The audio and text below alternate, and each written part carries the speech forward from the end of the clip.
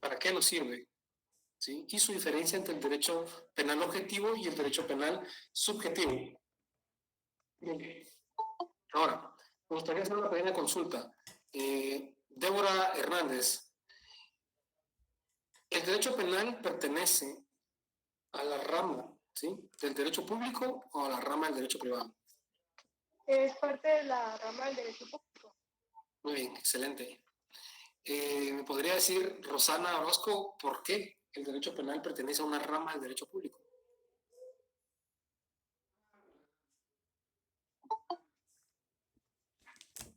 Bien, no hay ningún problema. Recordemos que estamos iniciando el perfil profesional, ¿verdad?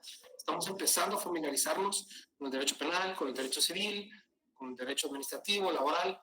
Pero, Miguel Eduardo Turcios, si me pudieras explicar por qué el derecho penal, ¿sí?, es una rama del derecho público.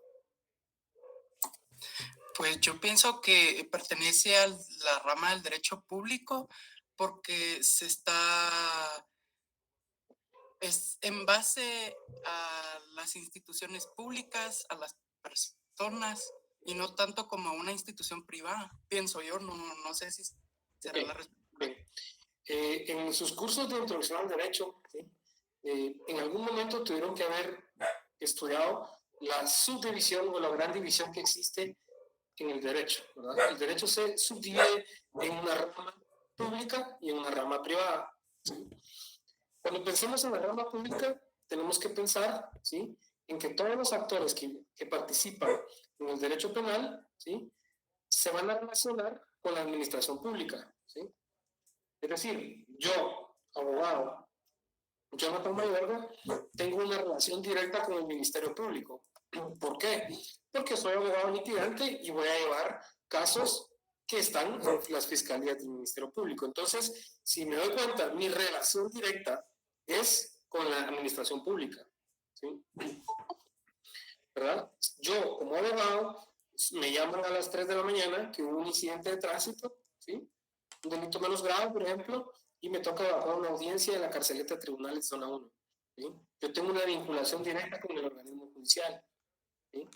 Entonces, el derecho penal es una rama del derecho público. ¿Por qué? Porque tiene una relación y una vinculación directa con esas instituciones que forman parte de la administración pública, pero que también son el aparato estatal, ¿sí?, de administración de justicia, ¿verdad? Caso contrario, sucede con el derecho civil, ¿verdad? O con el derecho notarial, por ejemplo, ¿sí?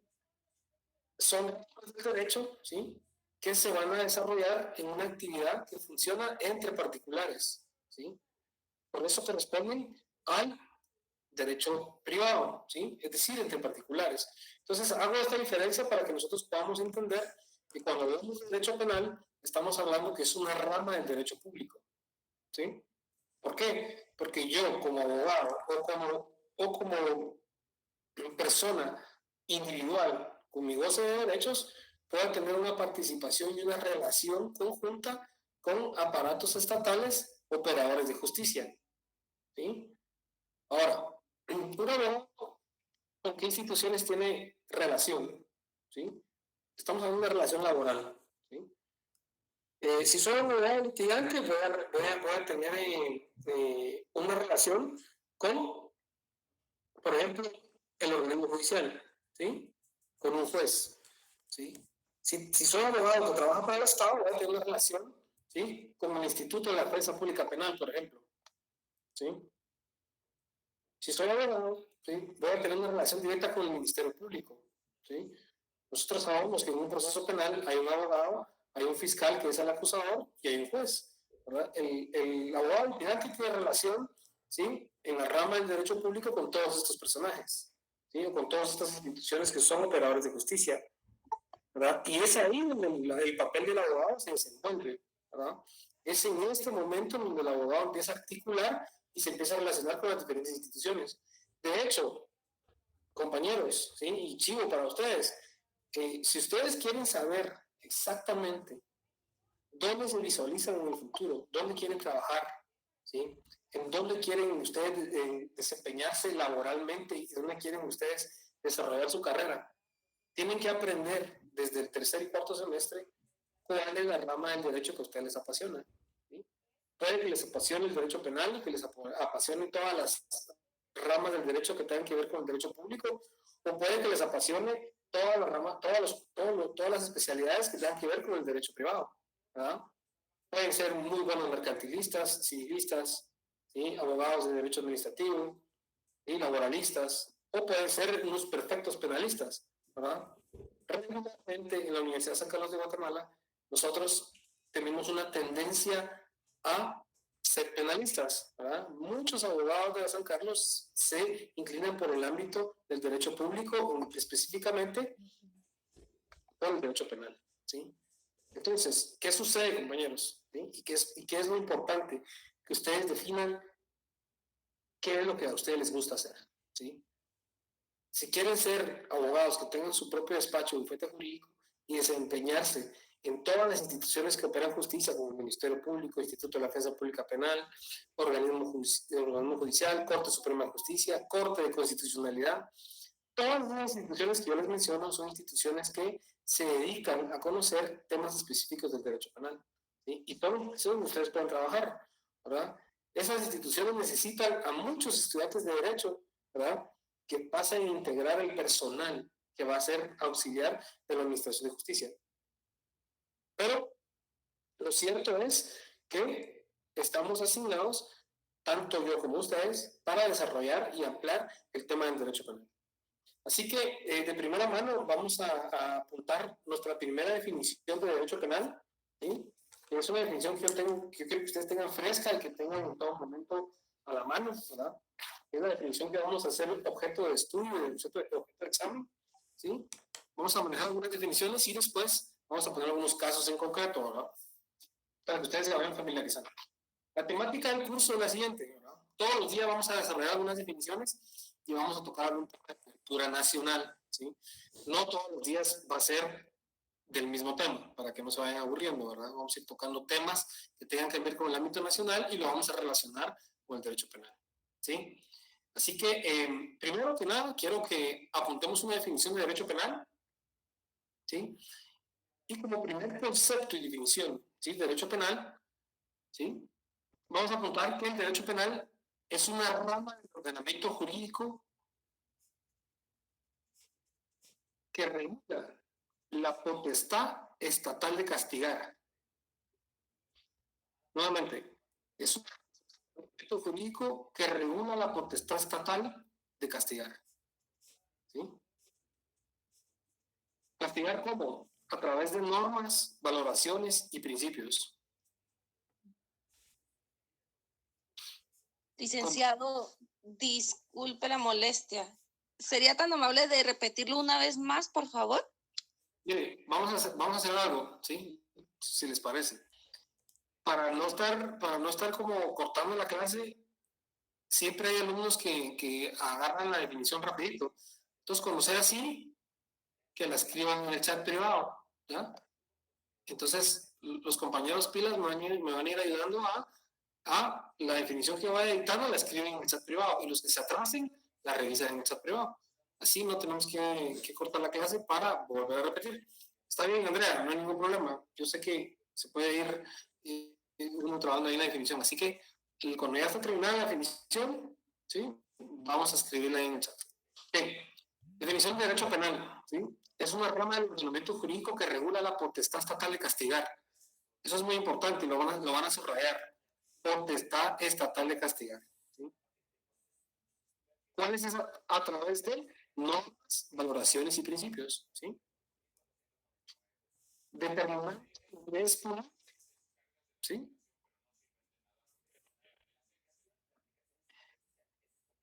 Entre paréntesis, delitos, como así también cuáles son las consecuencias de ello. 2 puntos. Penas, medidas de seguridad y reparación del daño. Repito la segunda parte.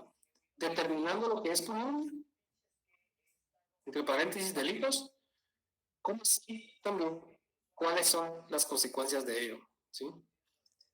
Penas, medidas de seguridad y reparación del daño. ¿sí? Ok, los que ya han tenido la definición completa, que la escriban en el chat del grupo para que la puedan copiar todos, por favor. Pero la completa, ¿verdad?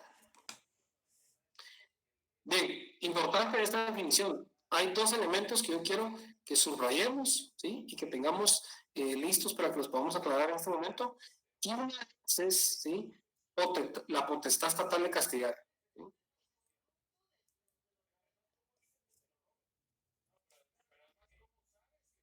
La palabra punir también vamos a resaltar.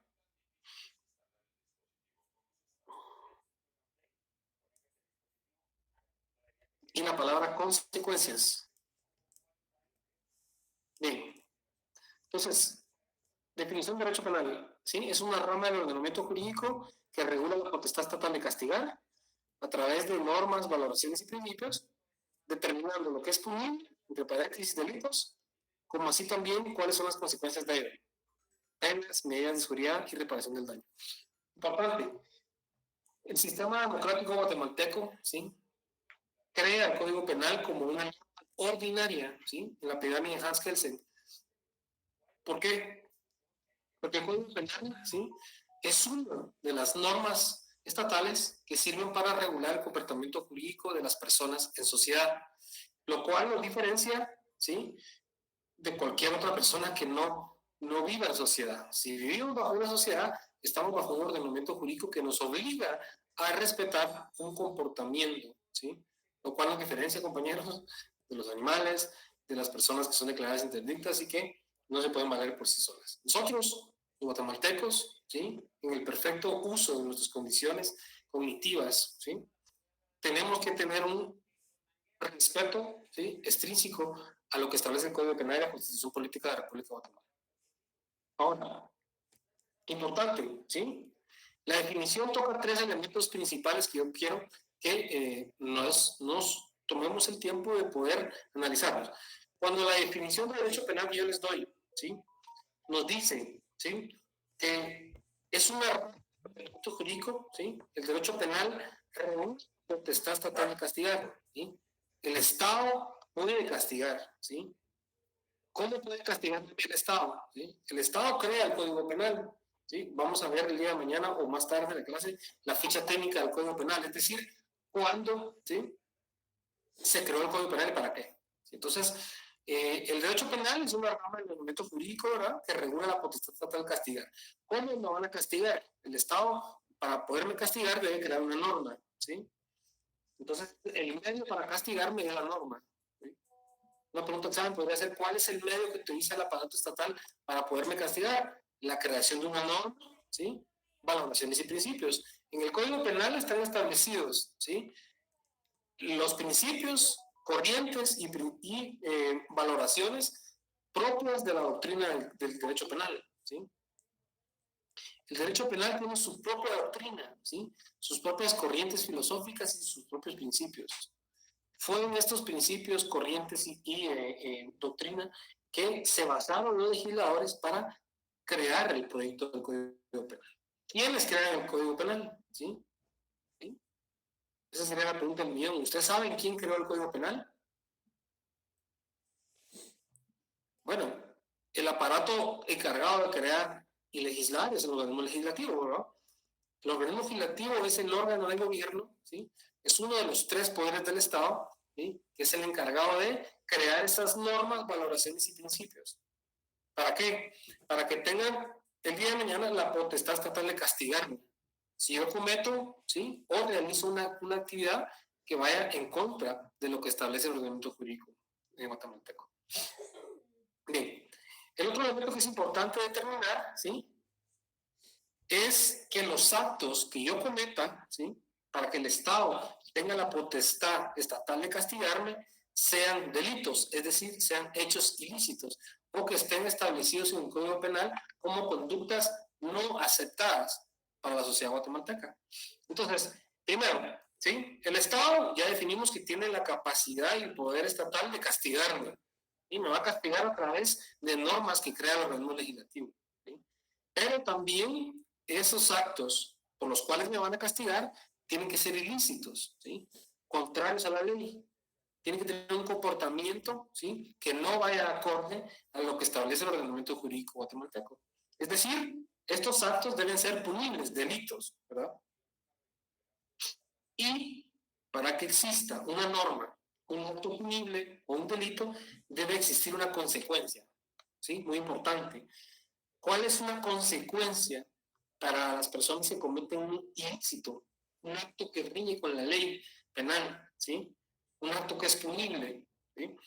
Las consecuencias para estos actos son las penas, ¿sí?, una medida de seguridad o una reparación del daño. Más adelante vamos a ver cuál es la diferencia entre una pena, una medida de seguridad y una reparación del daño. Pero podemos decir que estas son las consecuencias, ¿sí? ¿Alguna vez con esa definición? Yo creo que es bastante sencilla de asimilar y de ir aceptando. Está claro, licenciado. Ok, perfecto. Muy bien. Vamos a poner un pequeño ejemplo. Y que tiene que ver mucho con la coyuntura nacional, porque hoy precisamente estaba viendo que el Tribunal Supremo Electoral está en cancelación de un partido político como lo es la UNE. Entonces, voy a compartir mi pantalla y solo me indican si se ve lo que estoy compartiendo. Sí, licenciado, sí se ve. Sí se ve, licenciado. Sí se ve, Luis. Porque lo que ustedes ven en pantalla, ¿sí?, adelante es un tribunal, ¿sí? Ahí tenemos a un juez, tenemos al juez aquí en medio, ¿sí? Tenemos a una secretaria, ¿verdad?, que es la encargada de llevar la constancia de la audiencia. Estamos en una audiencia, ¿verdad? Aquí está el abogado, el equipo de abogados defensores. Y del otro lado, no se ve en la imagen, pero tienen que estar los fiscales del Ministerio Público realizando la imputación. Los sindicados, muchos sindicados, como ven acá, una noticia, por ejemplo, ligan a proceso a 18 sindicados en caso de financiamiento electoral ilícito del ex partido ya desaparecido partido político Líder, ¿sí? Y ahí nombran un listado de aproximadamente 12 personas, 12 diputados y candidatos a diputados que estuvieron con acusación de delitos de financiamiento electoral no registrado, ¿sí? Ese es el delito, ¿verdad? Financiamiento electoral no registrado. Falsedad ideológica, ¿sí?, lavado de dinero, asociación ilícita, financiamiento electoral, etc. Todas estas figuras penales que ustedes ven, esta acusación que realiza el Ministerio Público, ¿sí?, son actos que fueron realizados por muchos candidatos a diputados o diputados electos, ¿verdad? Recordemos, el Código Penal también regula los tipos de delitos que una persona guatemalteca puede cometer, ¿verdad? Lo cual ya lo vamos a analizar y por lo cual es determinante que todos sin falta para el día jueves tengan su Código Penal a la mano. Así que aquí tenemos un ejemplo claro de la imputación de un delito, ¿verdad? Y de hecho la noticia dice ligan a proceso. Eso quiere decir que el Ministerio Público realizó una acusación, ¿sí? Los sindicatos tuvieron derecho a defenderse. Para el juez la defensa no fue exitosa, lo convenció más el fiscal del Ministerio Público y los ligan a proceso, es decir, emiten una resolución en donde indican que las personas que están acusadas por este delito sí cometieron hechos que riñen con la ley, ¿sí? Y eso nos lleva a nuestra siguiente definición, ¿sí?, que quiero que anotemos el día de hoy. Bien.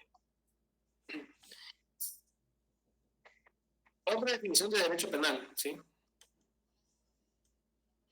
Conjunto de leyes, ¿sí?,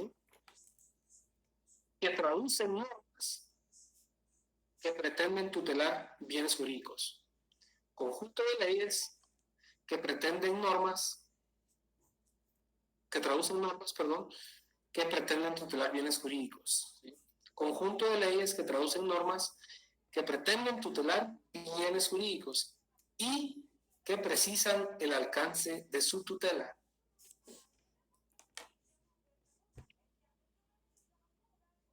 Conjunto de leyes, ¿sí?, que traducen normas que pretenden tutelar bienes jurídicos y que precisan el alcance de su tutela, cuya violación se llama delito.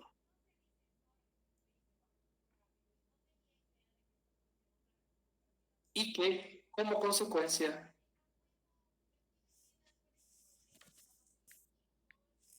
tengan una coerción jurídica. para evitar nuevos delitos. Bien, importante en esta definición, compañeros, ¿sí? Dice que es un conjunto de leyes. ¿Esto qué quiere decir? Que en el derecho penal no solo vamos a conocer el Código Penal, ¿sí? Hay muchas leyes conexas que se relacionan con el derecho penal, ¿sí? Muchísimas, ¿no? Muchísimas. Entonces, vamos a ver el Código Penal. Más adelante, en los siguientes cursos de que tengan que ver con la rama penal, ustedes van a ver las leyes conexas o especiales, ¿sí? Pero lo importante de esta definición es que el derecho penal es un conjunto de leyes que traducen normas que pretenden tutelar bienes jurídicos. ¿Qué bienes jurídicos? ¿Sí? La vida es un bien jurídico tutelado en la Constitución y en el Código Penal. Cuando esta definición de derecho penal dice que el derecho penal tiene un conjunto de leyes que pretenden tutelar bienes jurídicos, se refiere a la vida, ¿sí? La seguridad. Esos son bienes jurídicos tutelados que se establece el Código Penal y la Constitución Política de la República Otomana, ¿sí? Precisen el alcance de su tutela, es decir, garantizar que la vida y que la seguridad de todos los ciudadanos guatemaltecos no se vean en riesgo, ¿sí? Como consecuencia de esas personas, ¿sí?, que vulneren estos bienes jurídicos tutelados, la consecuencia sería una coerción jurídica, que ya dijimos que puede ser una pena, una medida de seguridad o la reparación del daño, ¿sí? Esta consecuencia o coerción jurídica busca que el individuo que la cometa no vuelva a cometer delitos, ¿sí? Ok. Esa fue la segunda definición que tenemos de derecho penal. Así que ahora, para canalizar la clase y que no se vuelva tan general, ¿sí?, me gustaría que voy a compartir la última imagen, ¿sí?, de esta noticia que quiero que tengamos a la mano, para que posteriormente podamos hacer una canalización y empezar a discutir un tema, ¿verdad?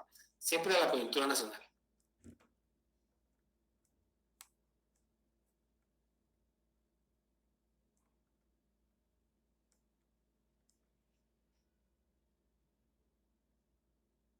Bien.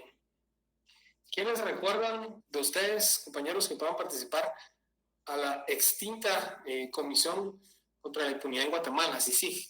¿Quiénes la recuerdan?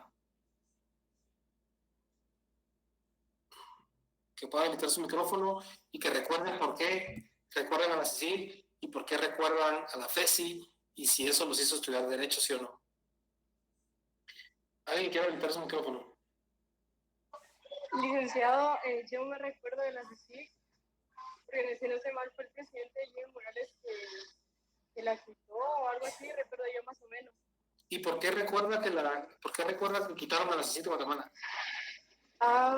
Según por los diarios y tal, recuerdo que era porque lo querían investigar a él o algo así, no sé si estoy mal.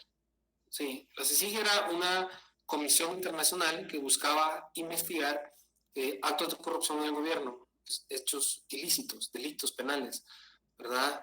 En el año 2015, cuando es la cúspide de las investigaciones de esta comisión internacional en Guatemala, se giraron órdenes de captura y órdenes de aprehensión, en donde se emitieron muchas citaciones, ¿verdad? Se llama primera declaración por el delito de financiamiento electoral ilícito de la UNE, a muchos funcionarios electos y que estaban participando. Fue una investigación conjunta con el Ministerio Público de la CICIG. ¿Qué sucede? ¿Sí? Y ponemos el ejemplo porque hoy está sonando mucho también el proceso de cancelación de la UNE, ¿verdad? Que es un proceso que está abierto, ¿verdad? Que es un proceso penal y que el Tribunal Supremo Electoral le da trámite y que nos va a servir como ejemplo perfecto para que al finalizar la clase podamos definir dentro del derecho penal objetivo y el penal subjetivo, ¿verdad? Entonces, lamentablemente, ¿verdad, compañeros? Lamentablemente, este tipo de noticias que canalizan el hecho, ¿sí?, de que los partidos políticos comúnmente están cada vez más relacionados con actos ilícitos, ¿sí? Y si los partidos políticos, ¿sí?, son aquellos aparatos estatales, ¿sí?, aquellas organizaciones políticas que nos hacen poder pueden llevar, ¿sí?, a representantes ante el Congreso de la República. Es una pena, ¿sí?, que estas organizaciones políticas estén vinculadas con este tipo de actos, ¿verdad? Porque al final, si esa es la consecuencia de otorgarle la confianza por medio del voto electoral en las urnas, ¿sí?, ¿cuál va a ser su actuar, ¿verdad? Como representantes ya dentro del Congreso de la República, dentro de los alcaldes, corporaciones municipales, gobernadores, presidentes, ¿cuál va a ser el actual, verdad? Si estas personas, que deben ser las personas proas, las personas que son preparadas día con día, cometen este tipo de actos que se riñen con la ley, ¿qué nos puede esperar el día de mañana, verdad? Ustedes como estudiantes de Derecho, ¿sí?, como futuros abogados, es responsabilidad de ustedes poder conocer en los delitos que regula el Código Penal, ¿sí?, cuáles son esas acciones punibles, ¿sí?, coercitivas, ¿sí?, que tienen como consecuencia, ¿sí?, una acción coercitiva jurídica, ¿sí?, que ya definimos que puede ser catalogada como una medida de seguridad, una pena o una reparación del delito, ¿verdad? ¿Qué piensan ustedes actualmente de las acusaciones de los financiamiento electoral ilícito en contra de los partidos políticos, ¿verdad? Estamos tan cerca de la noticia que salió esta semana de las elecciones presidenciales, estamos a menos de un año. ¿Qué opinión les merece este tipo de actos? Que alguien pueda habilitar su micrófono.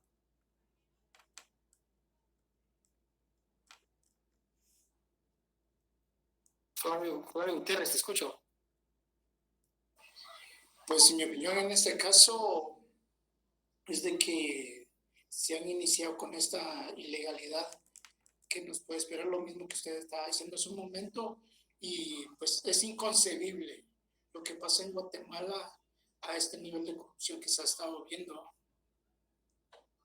Sí, excelente. Bien, fíjense que algo muy curioso es, ¿sí?, que las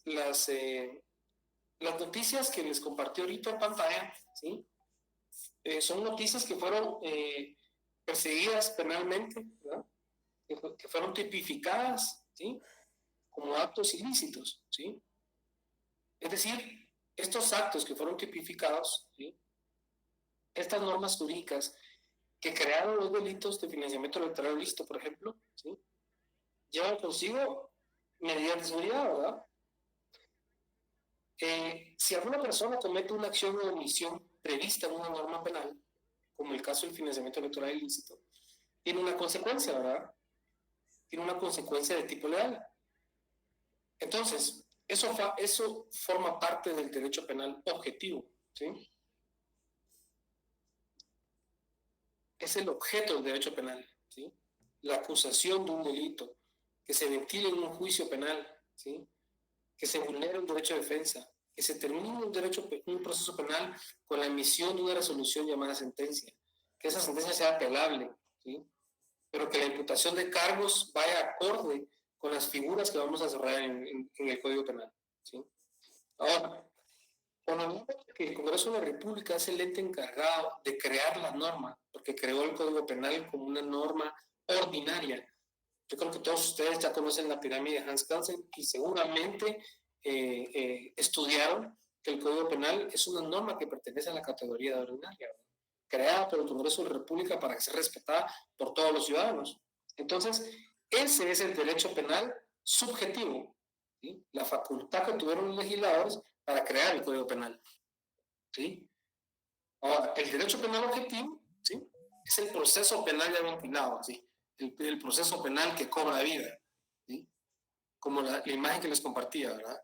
Un juez, un fiscal haciendo la acusación, ¿verdad? En el caso de lo que platicábamos era el tema del financiamiento electoral ilícito, ¿verdad?, lo cual empapó a muchos partidos políticos y motivo por el cual hoy, pues, hoy como en todas las clases, tendremos una persona invitada que será una persona que nos hablará, ¿sí?, sobre esa ideología política que se tiene que tener en los partidos y sobre todo esos valores que se deben de respetar en el momento de crear una agrupación política, ¿verdad?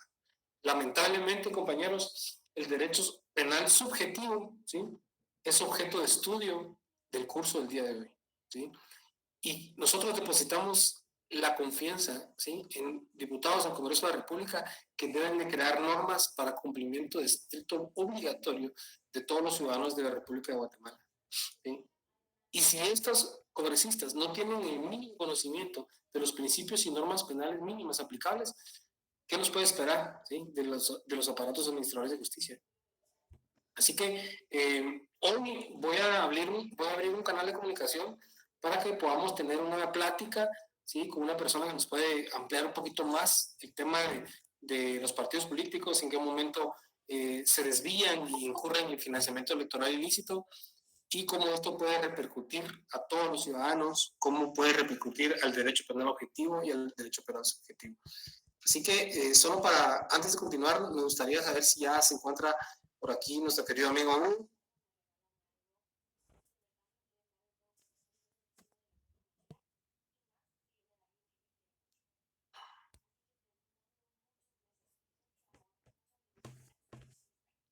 Aquí está, listo. Aquí Listo. estamos, Jonathan. Aquí estamos. Excelente. Bien, solo me confirman todos si lo escuchan, por favor. Sí, licenciado. Sí, lo escucha, licenciado. Perfecto.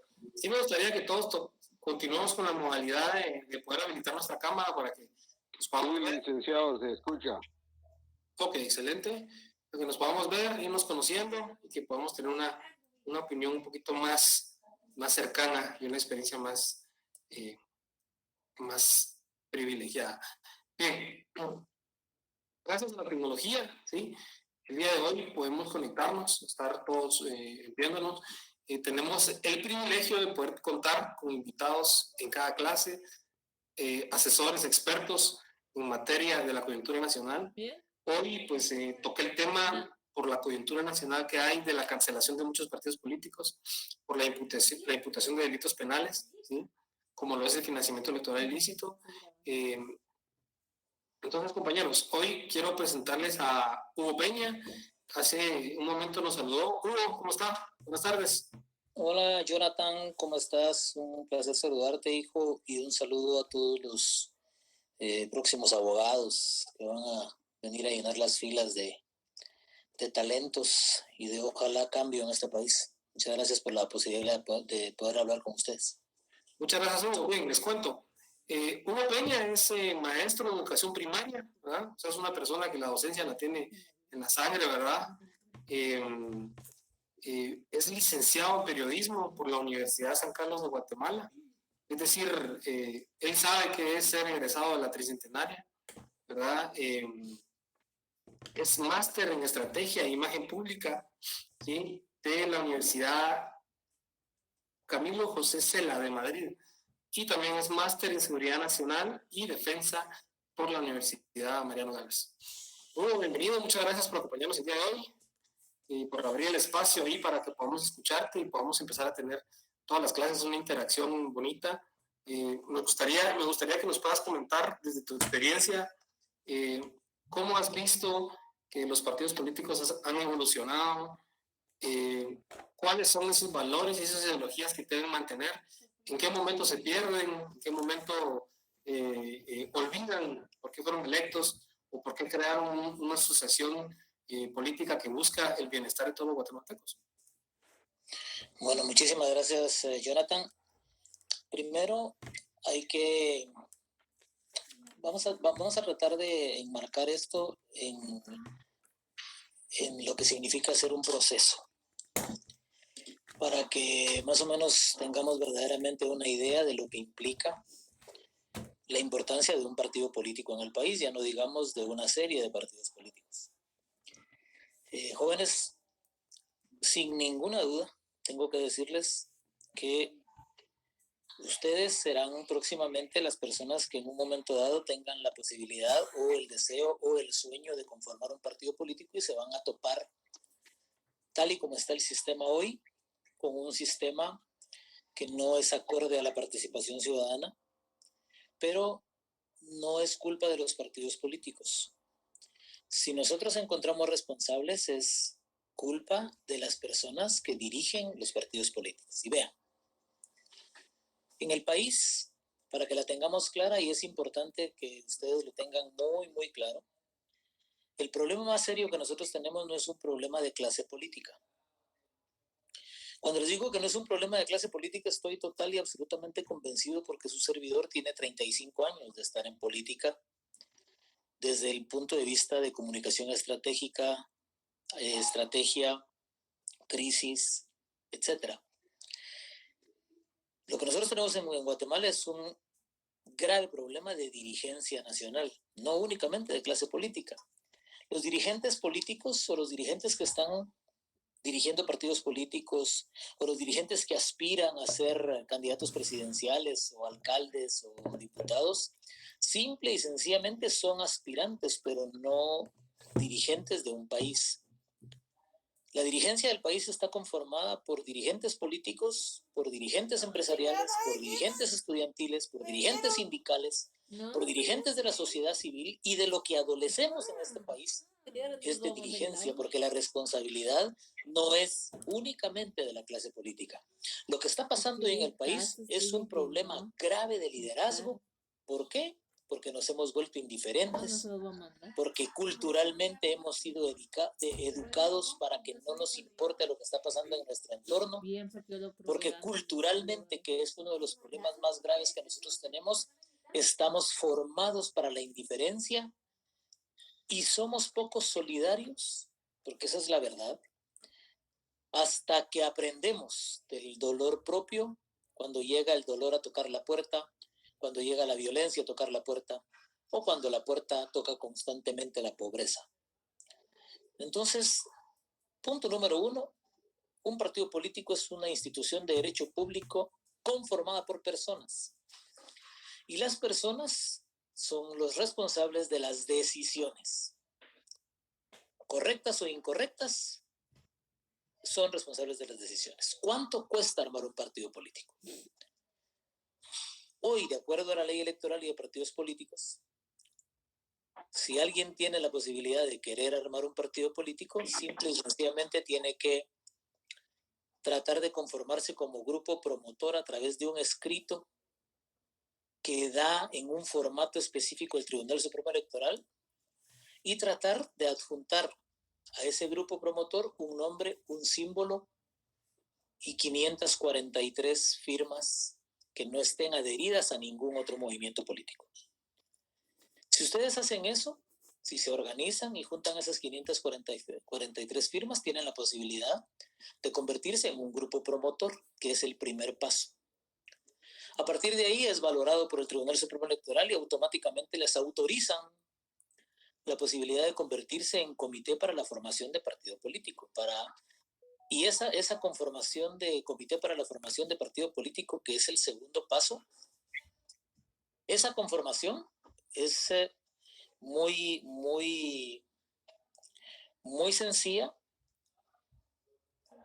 porque en el paso que dan obligan a los dirigentes que están soñando con una institución política, los obligan a adjuntar 24.449 firmas, y esas 24.449 firmas les dan el boleto para ir y buscar la posibilidad de hacer las 60 asambleas que se necesitan en los municipios para legalizar un departamento en 12 departamentos o en 14 departamentos, para hacer una asamblea nacional y quedar constituidos de cara al poder elegir y ser electo. El plazo como comité para conformar las 24.449 firmas es de 2 años, y esos 2 años incluyen las asambleas municipales, departamentales y la nacional en todo el país. Eso quiere decir, juntar 543 firmas es una odisea, 24.449 firmas es una locura, pero se hace de manera legal o de manera lícita. O sea, y cuando hablo de manera ilegal o de manera lícita es buscar en los territorios la posibilidad de tener organización orgánica, eso quiere decir real, con personas que existen. Y lo ilícito es comprar listados, comprar bases de datos y someterlos a través de sobornos a las personas que cuantifican las firmas en la institución que se encarga de este hecho, de la conformación del partido. En pocas palabras, crear un partido político verdaderamente es una odisea. Lo triste, y es aquí donde ustedes tienen un ejemplo muy claro hoy tienen un ejemplo ustedes clarísimo de lo que no se debe de hacer con un partido político. Y vamos a hablar específicamente de un ejemplo que estamos viviendo todos los días, que es el de la Unidad Nacional de la Esperanza, UNE. La Unidad Nacional de la Esperanza, UNE, hoy tiene 80,000 afiliados, 90,000 afiliados. Es un partido que nació a la vida en el año 2002 y que compitió por primera vez en una elección partidaria en el año 2003, en la primera vuelta con el ingeniero Álvaro Colón, la cual tuvo la capacidad de poder pasar a una segunda vuelta.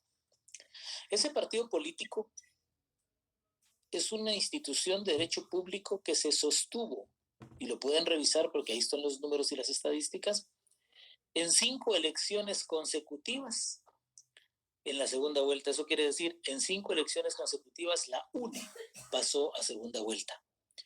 ¿Qué significa que un partido se mantenga compitiendo entre los 3 primeros lugares siempre? Significa que fue capaz de organizarse socialmente, que tiene una base poderosa en el interior de la República, que tiene supuestamente una filosofía